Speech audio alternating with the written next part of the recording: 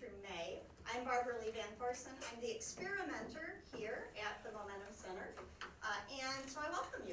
If you get a chance after we visit today, after we conclude our event, I welcome you to visit Just Goods, our fair trade store and coffee shop just on the other side. That stays open till 2 o'clock. And today, our topic is celebrating all love. So this is what our agenda looks like.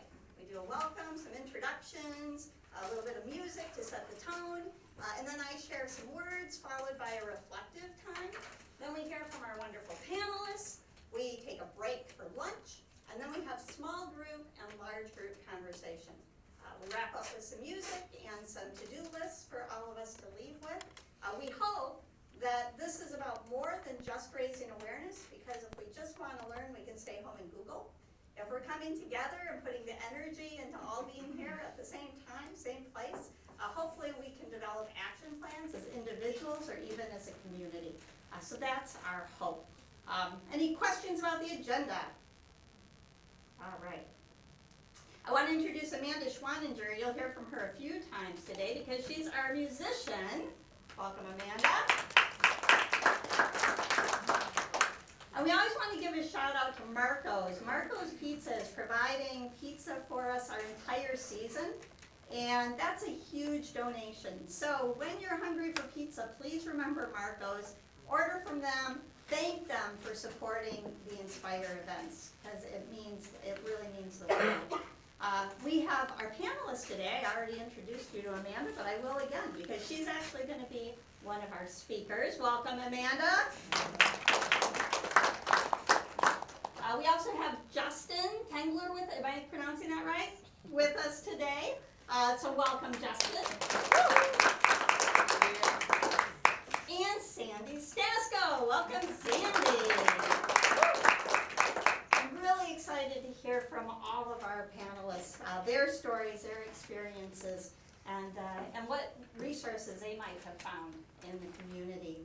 But before we do that, we always start with our guidelines for communication. We always have our ground rules that we set before we start. The first one is honesty. We don't come together to debate. This isn't about someone being right or wrong. It's about sharing our honest feelings and our beliefs and being willing to listen to other people. Second, equal. We are all equal and valuable contributors to the conversation. We do have our panelists, but we all bring the same importance to this conversation. Respect. All of us have preconceived ideas that can get in the way of our listening to each other. So we want to be aware of that so we can remain respectful at all times. We want to practice active listening. In our society, we don't engage in that a whole lot. Usually our mind's racing on a lot of different things, particularly what we want to say. So we're going to challenge ourselves to listen to whoever is speaking while they're speaking. Responsibility. All of us have hot buttons, and they can get triggered unintentionally.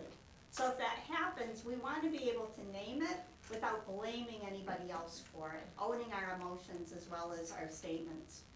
And this is a shame-free zone. Shame never solves anything and never advances anything. It only pushes things deeper under the surface where they can fester and become even more problematic. So we just don't bother ourselves with shame in this place. We allow people to be who they are and to engage in this kind of honest conversation. Is everybody okay with those ground rules? Is there anybody that thinks they're going to have trouble following those ground rules? Okay, good. Then we can proceed. We're going to kind of set the tone with a video today. This is Same Love.